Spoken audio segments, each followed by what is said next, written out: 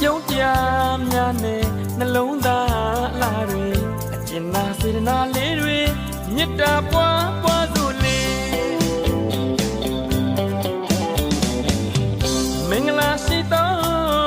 ရက်မြတ်ခါပဲကြက်တီရှိသောနေမြတ်ခါပဲနန္ဒတတဝါတွေကြမ်းမာတတ်ပါစေခုနှစ်ရက်သားသမီးများတွေဘေးရန်ခတ်သိမ်းတင်းငြိမ်ကြပါစေစိတ်ပဝင်နှလုံးရှင်ပြုံးအေးချမ်းကြပါစေ